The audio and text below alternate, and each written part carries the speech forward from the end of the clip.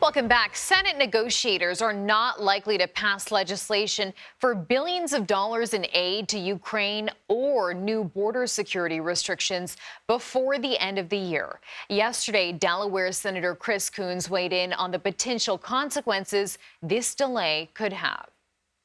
For us to fail to come together and support Ukraine in their ongoing fight for freedom against Russian aggression would be a huge gift to Vladimir Putin and Xi Jinping and Hamas.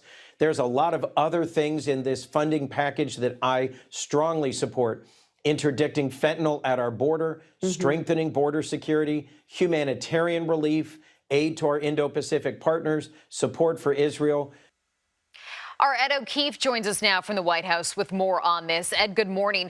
We know negotiations continued over the weekend. So where do things stand right now? And could a deal be reached by the end of this month?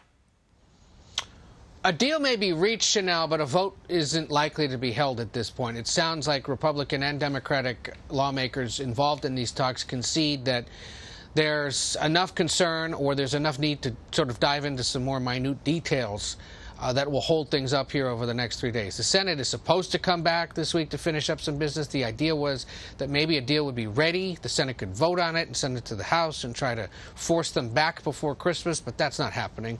And you have Republicans concerned that if you actually put pen to paper and publish the deal now, this week, it leaves it hanging out there for 3 weeks for essentially their conservative critics to pick it apart and then have it fall apart over the holidays before everybody gets back in January. So it now seems more likely that Congress will return in the new year. Some deal will be finished. They'll pass it at that point if they can at all. But they spent the weekend working through details of this. The White House was briefing skeptics in their own party about what this could include. And at the end of the day, they kept talking, which is encouraging. But it's unlikely we're going to see a deal today. What about the details of this potential deal? You know, we heard from Biden earlier this month saying that he was open to some big concessions on border security. What might that look like?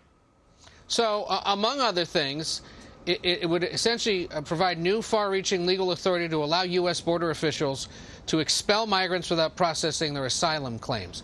That would be more recent arrivals to the United States could get booted without their asylum claims processed. That would essentially revive what people may remember as Title 42, that pandemic-era, Trump-era policy that in essence allowed the Border Patrol to take migrants and send them back, no questions asked. At that point, it was being used for public health purposes. In this case, it would be used essentially because the policy would just be put in place. Otherwise, it would also allow what they call expedited removal of migrants within the country, not just along border states, which is currently allowed, but all across the country.